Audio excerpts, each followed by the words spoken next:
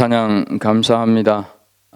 오늘 예수님 오신 날인데요. 아까 인사는 했는데 그래도 이렇게 한번 인사했으면 좋겠습니다. 좋은 성탄 되시고 풍성한 삶을 사십시오. 옆에 분들하고 좀 좋은 성탄 되시고 풍성한 삶을 사십시오. 이렇게.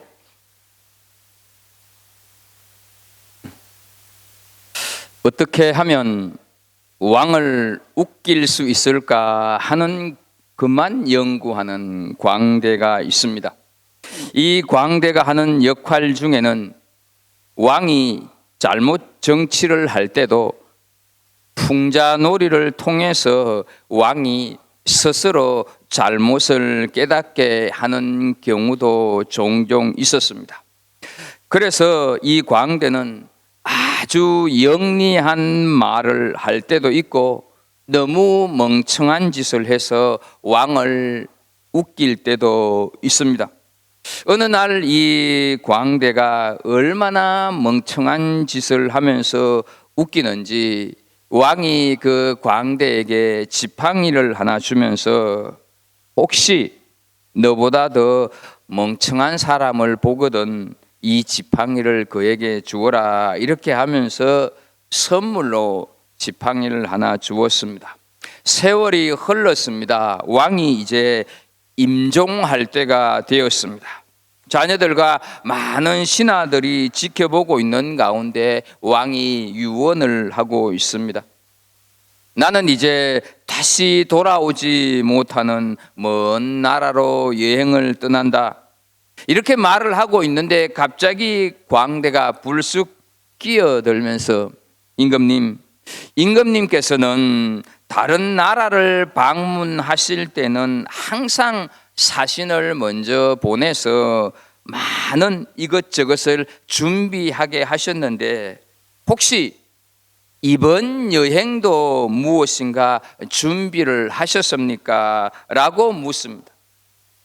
다른 여행을 할 때는 내가 참 많이 준비를 하는데 이번 여행에는 전혀 준비가 되어 있지 않다라고 임금이 대답을 하자 광대는 그렇다면 이 지팡이는 임금님이 받으셔야 하겠습니다. 나보다 임금님이 더 어리석은 사람이기 때문입니다 라고 말을 했습니다. 모든 사람을 하늘나라 그곳으로 여행시키기 위해서 2000년 전 오늘 예수님께서 오셨습니다. 그러나 양을 치는 목자들 외에는 그분을 맞이할 준비를 하는 사람이 없었습니다. 왕은 물론이거니와 제사장, 종교 지도자들도 어느 누구 하나 예수님의 오심을 환영은커녕 아무런 준비를 하지를 않았습니다. 그래서 예수님은 오실 곳이 없어서 말구유에 오셨습니다. 아주 고상하게 구유라고 하는 표현을 썼지만 말죽통, 말밥통 속에 오셨다 하는 것이죠. 오늘 우리는 구주 탄생일을 맞습니다. 성탄을 맞는 우리의 모습은 어떠해야 할까 하는 것입니다. 그것은 다른 것이 아니라 예수님께서 이 땅에 오신 것을 기쁨으로 축하하는 날이 바로 오늘이 되어야 한다 하는 것이죠. 2절 말씀을 보게 되면 유대인의 왕으로 나신 이가 어디 계시뇨? 우리가 동방에서 그의 별을 보고 그에게 경배하러 왔노라 하니 라고 말씀을 합니다. 경배하는 것이 예수님을 환영하는 거다 하는 것이죠. 예배하는 것이 곧 예수님을 올바르게 맞이하는 거라 하는 것이죠. 특별한 것이 절대로 아닙니다. 제대로 예배를 드리는 것이 예수님을 잘 맞이하는 거다 하는 거죠. 그래서 로마서 12장 1절 말씀을 보게 되면 이렇게 말씀을 합니다.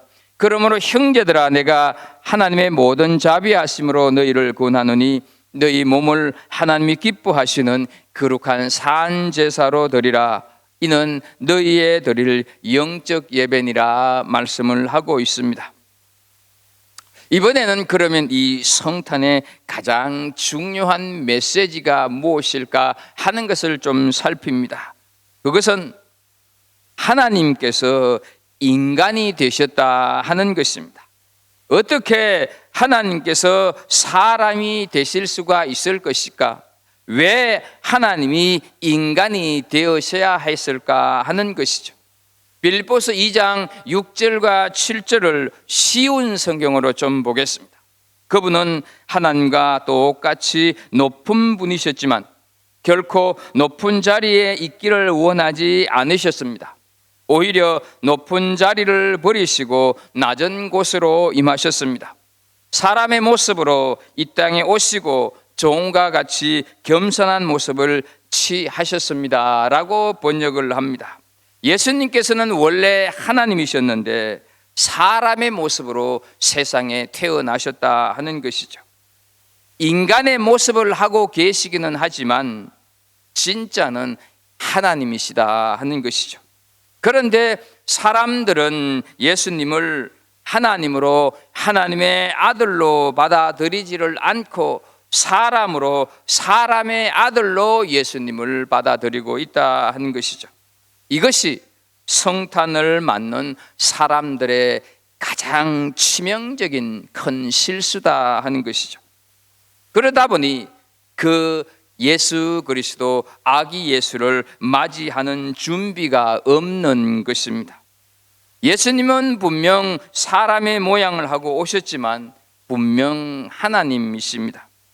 사람들이 이 하나님을 문전박대를 하고 더 나아가 그를 대적을 하고 끝내는 죽이고 말았다 하는 사실이죠. 인간은 신이 될 수가 없습니다. 그런데 모든 인간은 신이 되려는 꿈을 꾸고 있다 하는 것이죠.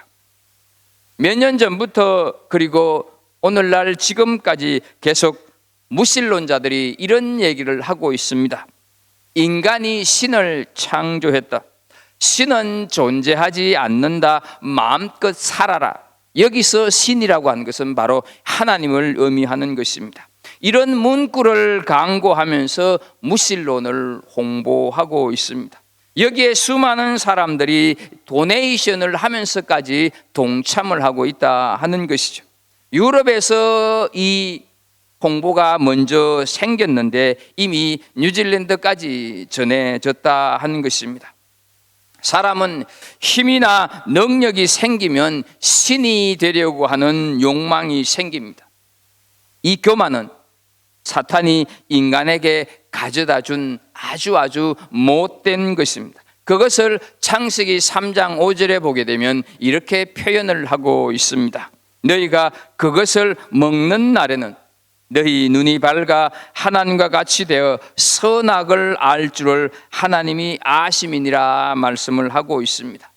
인간이 신이 되려고 하는 욕망은 우리가 살아가는 삶의 구석구석에도 보여지고 있는 현실입니다.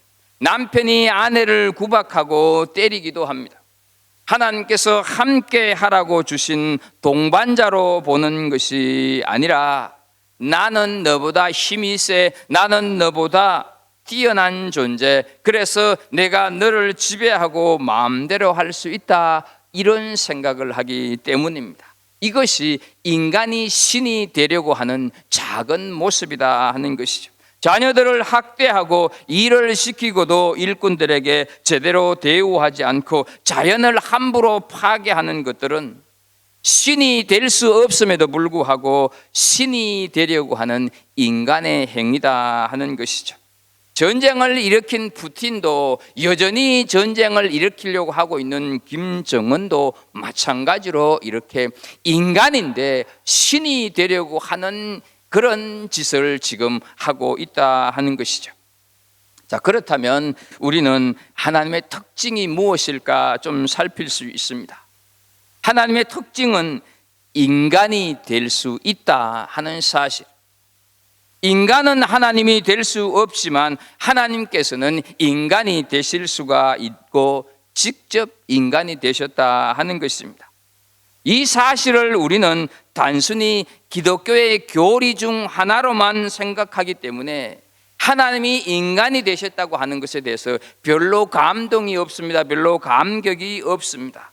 오히려 어때요? 인간들은 하나님이 인간이 되셨다고 하는 소리를 듣고 소란을 피우고 소동하고 있는 것이 오늘 3절에서 나오고 있습니다. 헤롯 왕과 온 예루살렘이 듣고 소동한지라 말씀을 하고 있습니다. 우리가 조용하게 곰곰이 생각해 보게 되면 하나님이 인간이 되셨다고 하는 것은 정말로 보통 사건이 아니다 하는 것이죠. 원숭이가 사람이 되었다고는 배웠지만 하나님이 사람이 되었다고 하는 것은 전혀 배우지를 않았는데, 도대체 하나님이 존재하신 것도 믿기 어려운데 어떻게 하나님 됨을 포기하고 인간이 되실 수 있는 것일까? 더군다나 그 하나님께서 나 때문에, 그 하나님께서 우리 때문에 인간이 되셨다고 하는 것을 생각을 해볼 때 우리는 충격을 받지 않을 수가 없다 하는 것이죠.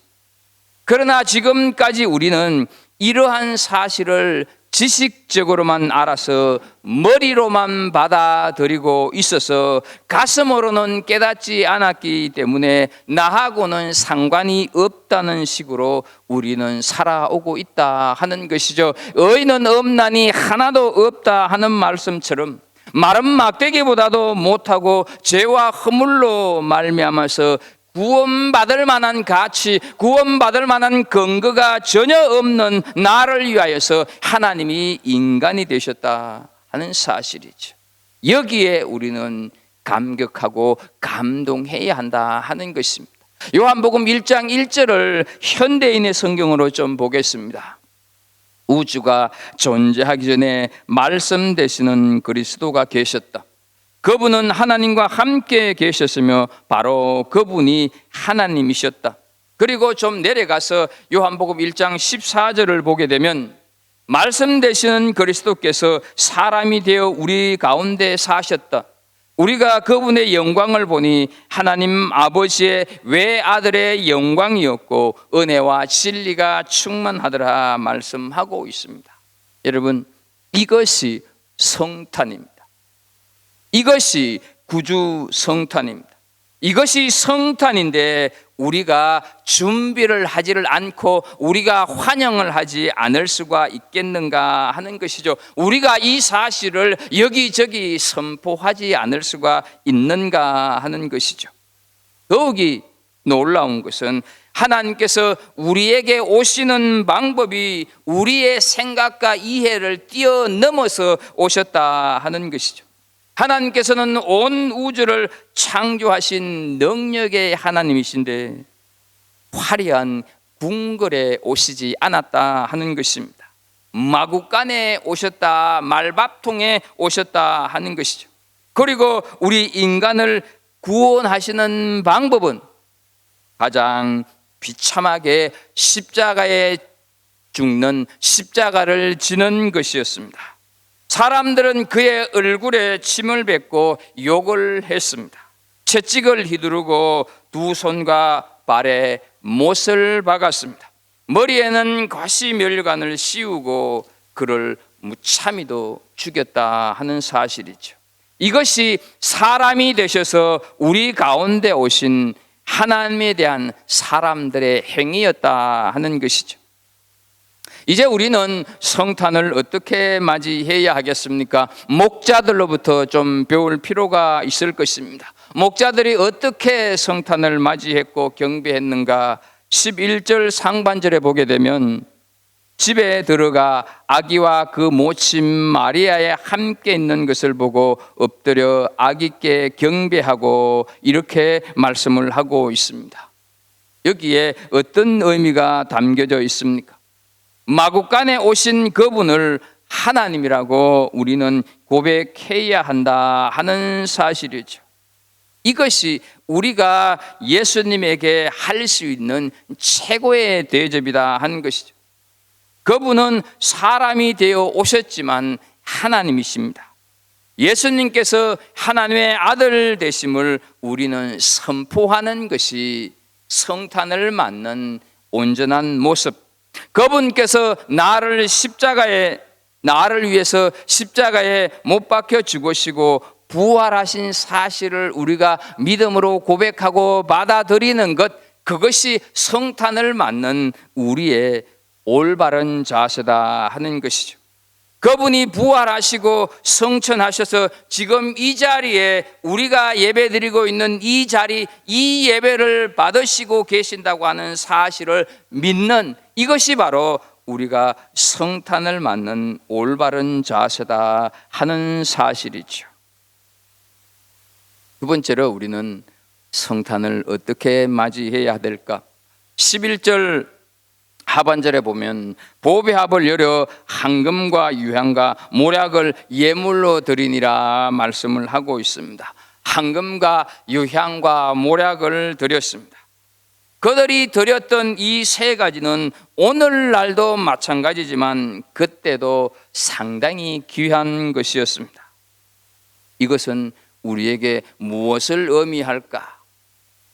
예수님을 올바르게 맞이하기 위해서는 가장 값진 것을 드려야 된다, 이런 의미로 우리는 이 말씀을 받으면 예수님의 탄생을 욕되게 하는 것입니다. 어떻습니까? 황금과 유향과 모략을 드렸다고 한다는 것은 그들의 온 마음을 다 아기 예수께, 탄생하신 그 예수님께 드렸다 하는 것이죠. 자신들의 마음을 몽땅 쏟아부었다 하는 뜻입니다. 수천리의 길을 오면서 이 박사들이 황금과 유향과 모략을 써야 될 때가 있었지 않겠습니까? 그 필요한 상황들을 얼마나 많이 만났겠습니까? 그러나 박사들은 그것을 함부로 사용하지를 않았습니다. 그들 마음 중심에 이미 유대인의 왕으로 태어나신 예수님께만 드려야 한다고 하는 결심이 그들에게 서 있었기 때문입니다. 그래서 여러분, 헌금은 마음으로 하는 것입니다. 마음이 없기 때문에 헌금을 하지 않습니다. 마음만 있으면 금액에 상관없이 헌금을 합니다. 하나님께서 많은 헌금을 하는 그분만 즐겨하고 그분만 좋아하실까? 마가복음 12장 43절 말씀을 좀 보겠습니다. 예수께서 제자들을 불러다가 이르시되 내가 진실로 너희에게 이르노니 이 가난한 과부는 연복계에 넣는 모든 사람보다 많이 넣었도다 말씀을 하고 있습니다. 마음이 문제다 하는 것이죠. 오늘 여러분들이 앞에 보게 되면 여러분들이 도네이션한 선물들이 이렇게 있습니다. 단순히 이 선물들을 어떻습니까? 하나의 작은 상자로만 생각을 해서는 안 될 것입니다. 이 선물 속에는 어떻습니까? 우리의 마음이 담겨져 있다 하는 것이죠. 그래서 성탄의 참된 의미는 나누는 것이 성탄의 참된 의미입니다. 제임스 해플리라고 하는 사람이 성탄을 어떻게 맞이해야 하고 보내야 하는가 하는 것에 대해서 10가지 계명을 말하고 있습니다. 읽어드리면, 첫 번째, 그리스도를 마음속에 모시라. 두 번째, 하나님이 주신 선물인 그리스도에 대해서 감사하라. 세 번째, 마리아와 요셉이 여관방을 마련하지 못했다고 하는 것을 기억하라. 그리고 주님을 위해 드릴 최상의 빵은 너희 마음속에 있다고 하는 것을 기억해라. 네 번째로, 교회가 주관하는 크리스마스 행사에 적극적으로 참여하라. 다섯 번째, 교회가 이웃을 위하여 돕는 일에 관대히 호응하라. 여섯 번째, 시간을 내어서 너희 자신의 가정이나 친구의 울타리 밖에 있는 사람들을 스스로 도울 시간을 만들어라. 일곱 번째, 크리스마스의 의미가 무한히 값비싼 유산임을 묵상하라. 여덟 번째, 이웃에게 선물할 때 결코 의무감이나 받았기 때문에 혹은 너희 만족을 채우기 위해서 하지 말고 기쁨을 함께 나누려는 단순한 마음에서 하라. 아홉 번째, 너희를 위해 수고하는 우편 배달부, 환경미화원 등 모든 사람들을 기억하라. 마지막 10번째, 너희 자녀들에게 크리스마스의 메시지를 가르치라. 이렇게 10가지 성탄의 참된 의미를 실천할 것을 얘기하고 있습니다. 박사들은 이렇게 황금과 유황과 모략을 드는 자신들의 온 마음을 들이면서 예수님을 맞이했는데 우리는 어떻습니까? 그리고 나아가서 우리 주변에 있는 사람들은 이 크리스마스를 어떻게 생각하고 있습니까? 크리스마스는 지금 인류 최대의 명절이고 휴가철이 되어 있습니다. 해피 할라데이, 이것을 부인하는 사람은 아무도 없습니다. 크리스마스를 즐기지 않는 사람은 거의 없습니다. 그런데 참 이상한 것은 이 크리스마스의 주인공은 정작 자리에 없다 하는 것입니다. 주인공 없이 대신 주인공을 행세하는 것들이 생겨났습니다. 모든 장식, 파티, 여행, 이런 것들이 이 성탄절의 주인공인 예수의 자리를 대신하고 있다 하는 것이죠. 왜 그럴까? 왜 이렇게 주인공은 없이 이 조연들이, 엑스트라들이 판을 치고 있을까? 그것은요, 주인공인 예수가 있으면 불편하기 때문입니다. 파티를 할 때도 한잔 해야 하는데 예수 때문에 찜찜하다 하는 것이죠. 여행을 가도 성탄 예배를 참여하려고 하니 중간에 어딘가 가든지 다시 돌아오든지 해야 하고, 사랑하는 사람에게 줄 선물은 사지만 성탄 감사 헌금을 하는 것이 좀 꺼림직합니다. 이래저래 예수는 불편한 존재, 이래저래 예수는 불편한 진실이 되고 있다 하는 것이죠. 예수라고 하는 존재가 기쁜 존재가 아니라 불편한 존재, 뜨거운 감자가 되어버렸다 하는 것입니다. 마치 내가 왕인데 누가 또 왕이냐, 없애버리겠다고 생각했던 헤롯 왕처럼 또 다른 왕이 있다는 것을 용납되지 않을 뿐더러 자신이 누리는 왕의 자리에 방해가 되는 불편한 존재일 뿐이다 하는 것이죠. 호적하러 온 사람들을 이용해서 이번 기회에 한몫 단단히 챙겨야 하는데 여관 주인에게는 만삭이 된 부인이 그래 반갑지가 않았습니다. 갓 태어난 아기가 울어서 손님들이 시끄럽다고 컴플레인하게 되면 안 되기 때문에 예수님이 태어나야 할 방이 없었다 하는 것이죠. 종교 지도자들은 메시아를 기다렸으나 자신들의 신분과 이 자신들의 기득권 고스란히 유지하기 위해서는 어떻습니까? 예수님이 필요 없는 존재였다 하는 것이죠. 그래서 주인공인 예수님 대신 만든 것이 바로 산타크로스다 하는 것이죠. 말도 없고 감정도 인격이 없는 마네킹 같은 것을 예수님 대신 만들어 놓고 성탄을 즐기고 있다 하는 것이죠. 말도 못하고 감정이나 인격이 없으니 사람들은 자신들이 어떤 행동을 해도 간섭받지 않고 야단치거나 책망을 받지 않는 산타크로스가 너무너무 마음에 드는 것입니다. 전혀 방해가 되지 않습니다. 전혀 불편하지 않습니다. 오히려 필요하다 하는 것이죠. 말도 없고 감정도 없는 그 사람, 그 산타크로스가 침묵하고 있으니 오히려 자신들의 그 적나라한 삶을 지지해 준다고 하는 위안을 삼고 있을 정도다 하는 것이죠. 이 축복의 절기를 사람들은 할라데이 크리스마스로 바꾸고 말았다 하는 것이죠. 이제 우리가 이 성탄에 우리가 나서서 할 일이 하나 있습니다. 교회가 해야 할 사역이 하나 있다 하는 것이죠. 그것이 무엇이냐 하면 바꿔치기 당한 주인공을 다시 바꾸는 일을 해야 한다 하는 것이죠. 산타크로스가 주인공이 아니라 예수님이 주인공임을 바꾸는 작업들을 이제 우리 교회에서 해야 한다 하는 것이죠.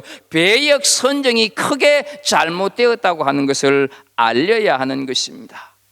오늘 우리가 온 가족이 함께 예배를 드리고 있는데 사랑하는 우리 학생들은 이 잘못된 성탄 문화를 배우지를 말고 잘못된 성탄 문화를 오히려 올바른 성탄 문화로 바꾸는데, 그런데 우리 학생들이 좀 삶을 살아갔으면 좋겠고요. 그리고 우리 자녀들이 그렇게 잘못된 성탄 문화를 바꾸는데 우리 어른들은 열심으로 자녀들을 도와줄 필요가 있다 하는 사실이죠. 성탄의 주인공은 오직 예수 그리스도라고 하는 것을 온전히 선포할 수 있는 우리들, 이것이 성탄을 맞는 참된 의미의 사람들이 된다 하는 것이죠.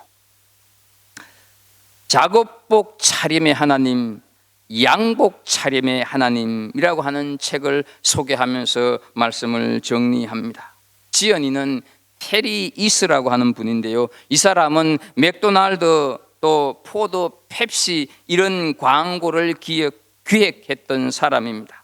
돈도 많이 번 사람이었는데 이분이 하나님의 사랑을 알고 하나님의 사랑에 감격해서 쓴 책이 작업복 차림의 하나님, 양복 차림의 하나님입니다. 이 사람이 책에서 하나님의 사랑을 이렇게 고백합니다. 제가 읽어드리겠습니다. 나는 하나님을 찾았다. 그러나 하나님께서 나를 찾으셨다. 다시는 하나님 없이 살고 싶지 않았다. 하나님을 오른쪽 호주머니에 깊숙이 넣어두었다. 필요할 때마다 그 속에 손을 넣어 거기 계신 하나님을 확인했다. 거기가 참 편했다. 가까운 친구처럼 바로 찾을 수 있었다. 사업, 청구서, 지폐와 신용카드, 열쇠 등으로 오른쪽 호주머니가 복잡해지고 있었다. 그래서 나는 하나님을 왼쪽 주머니로 옮기기로 했다. 돈을 꺼내기가 훨씬 쉬워졌다. 생활이 계속되었다. 아이가 태어났다. 큰 집이 필요해서 이사를 했다. 할부금을 갚기 위해서 열심히 일을 해야만 했다. 왼쪽 주머니도 꽉 차서 터질 것만 같았다. 하나님을 오른쪽 뒷주머니로 옮겼다. 나는 뭐랄까 무슨 용무가 있을 때만 만나는 그런 사람처럼 되었다. 세월이 계속 흘러갔다. 나는 하나님을 헌 바지 주머니에서 새 바지 주머니로 옮기는 것을 깜빡 잊어버리고 말았다. 어느 날 내 귀여운 딸이 차에 치이는 사고를 당했다. 수술실에 누워있는 동안 심장이 터질 것만 같았다. 나는 하나님이 필요했다. 나는 바지 뒷주머니로 손을 넣었지만 거기에 계시지 않았다. 하나님 어디 계신 것입니까? 언제나 저를 떠나지 않고 제 곁에 계셔야 되는 것 아닌가요? 딸 데일리의 작은 옷이 내 옆에 있었다. 데일리의 작은 주머니 위를 쓸어내렸다. 순간 숨이 멎을 것 같았다. 하나님께서 거기 계셨다. 하나님께서는 그동안 우리를 떠나시지 않으셨다. 하나님은 데일리와 나를 떠나지 않으시고 나를 끝까지 지켜보시는 사랑의 하나님이셨다. 하나님을 이리저리 옮기고 있는 이 내용, 여러분들이 얼마나 이해를 하셨는지 모르겠지만 오늘 말씀을 마무리하면서 저는 여러분들에게 질문을 하고 싶습니다. 여러분들은 어느 주머니에 하나님께서 계시고 있습니까? 하나님이 우리의 어느 주머니에 계시고 있느냐 하는 것이죠. 인생살이가 힘들고 고달파 하나님이 어느 주머니에 계신지도 모른 채 막연히 어딘가가 계시겠지 하면서 살아가고 있는 것이 우리의 모습은 아니냐 하는 것이죠. 오늘 성탄을 맞으면서 정말로 주님을 우리 마음 중심의 주머니에 다시 모셔드릴 수 있는 은혜가 있기를 축복합니다. 그리고 우리를 위해 이 땅에 오신 주님과 날마다 동행하는 은혜가 있기를 축복합니다. 예수 그리스도가 이 땅에 오신 기쁨의 소식을 매일매일 체험하면서 그것을 나눌 수 있는, 그런 흘러보낼 수 있는 복된 삶을 사는 우리 모든 성도들이 되기를 주의 이름으로 축복합니다. 기도하겠습니다. 하나님 아버지, 우리에게 성탄을 주셔서 감사합니다. 하나님, 오늘 또 우리가 성탄을 맞지만 여전히 우리는 내년에도 성탄을 맞을 것이고 또 후내년에도 맞을 것이라는 생각 속에 오늘 맞는 이 성탄의 의미가 어떤 의미를 가지고 있는지 우리는 그냥 대수롭지 않게 지금까지 그렇게 흘러보냈던 또 하나의 성탄절이 되고 있는 것은 아닌지 온전히 돌아보면서 하나님 지금 현재 이 땅에 오신 구주, 그 구주 예수 그리스도를 우리가 환영하고 마음껏 맞이하는 복된 성도들 다 되게 하여 주옵소서. 예수님의 이름으로 기도합나이다. 아멘.